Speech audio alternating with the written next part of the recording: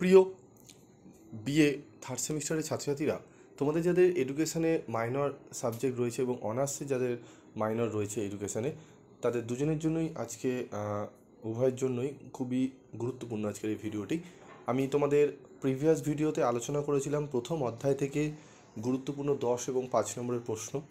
সেখানে আমি 3টি 10 এবং 3টি 5 নম্বরের গুরুত্বপূর্ণ প্রশ্ন বলে দিয়েছিলাম, যেগুলো পড়লে তোমরা সেখান থেকেই তোমরা কিন্তু 2টো 10 এবং 2টো 5 নম্বরে কভার করে নিতে পারবে।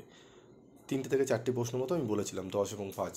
ঠিক আছে, তো আজকে আমি আলোচনা করব দ্বিতীয় অধ্যায়, শিক্ষার উপাদান, ফ্যাক্টরস অফ এডুকেশন। এই সিলেবাস থেকে কিন্তু অলরেডি 3টে কোশ্চেন পেপার সেট হয়ে গেছে, একটি অনার্সের ফার্স্ট সেমিস্টারে, জেনারেলদের এবং মাইনরদের। তো থার্ড সেমিস্টারে মাইনরদের পরীক্ষার কিন্তু 4 নম্বর কোশ্চেন পেপার সেট হবে। তো তোমাদের মনে প্রশ্ন আসছে, স্যার আমাদের যে 3টে ফার্স্ট সেমিস্টারে যে সেট হয়েছে সেই প্রশ্নগুলো কি রিপিট আসবে? দেখো, অনেক সময় কি হয়, যে প্রশ্নগুলো মাইনরে এসছে ফার্স্ট সেমিস্টারে, সেখান থেকে একটি প্রশ্ন কিন্তু রিপিট আসতে পারে।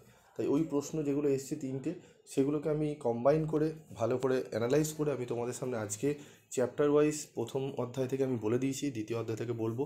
যে প্রশ্নগুলো বলবো সেগুলো ভালো করে পড়ে যাও, একদম তোমরা কিন্তু 100% কোশ্চেন কমন পাবে। আমি তোমাদের দেখবে যখনই ক্লাস শুরু করি এডুকেশান, হিস্ট্রি এবং পলিটিক্যাল সায়েন্সের, প্রথমেই বলি যে প্রশ্নগুলো আমি দিই, ঠিক আছে, সেই প্রশ্নগুলো ভালো করে পড়ো, তাহলে তোমাদের অ্যানালাইসের দরকার পড়বে না যে জেনারেলদের কী এসছে, অনার্সদের কী এসছে, আমরা মাইনরে তাহলে কী পড়বো।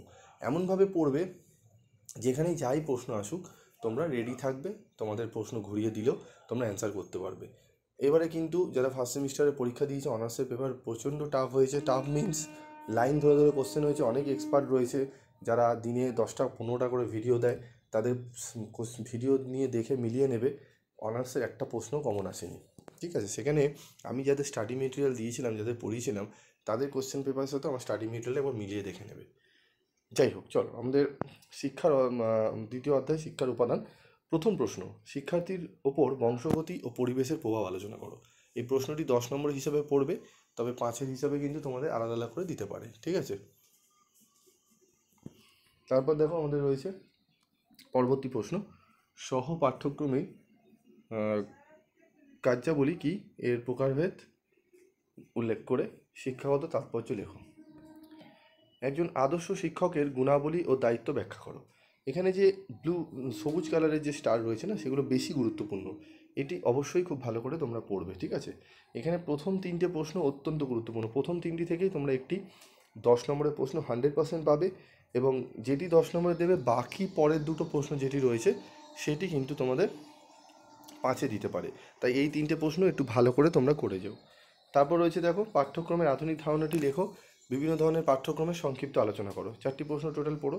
তারপর দেখো আমাদের রয়েছে 5 নম্বরের প্রশ্ন, শিশুর বিকাশে বংশগতির প্রভাব লেখো। 2 নম্বর প্রশ্ন, একজন সুখী শিক্ষকের পেশাগত গুণাবলী সম্পর্কে আলোচনা করো।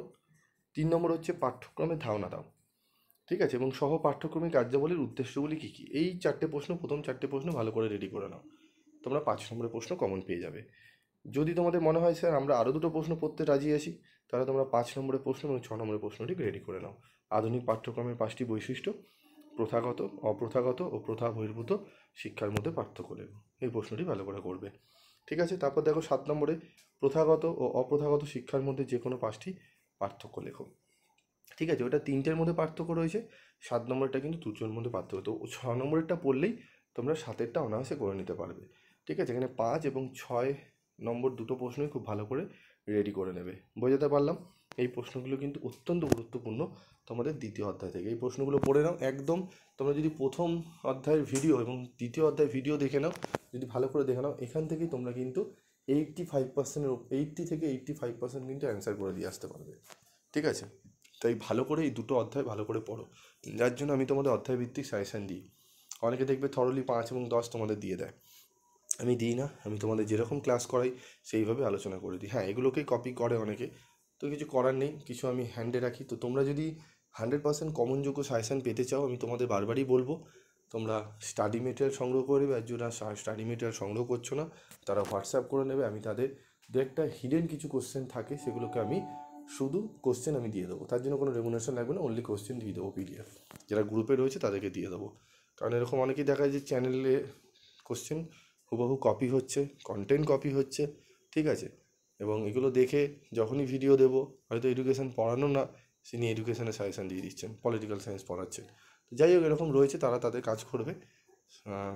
তো আমরা তোমাদের একটাই উদ্দেশ্য আমাদের পিভি স্টাডি ক্লাসের তরফ থেকে, যে তোমরা যাতে সঠিক গাইডেন্সটা পাও, সেই জন্যই আমরা দৃষ্টিকোণ রাখি এবং সেখানেই আমরা কিন্তু তোমাদের এগিয়ে নিয়ে যেতে সাহায্য করি।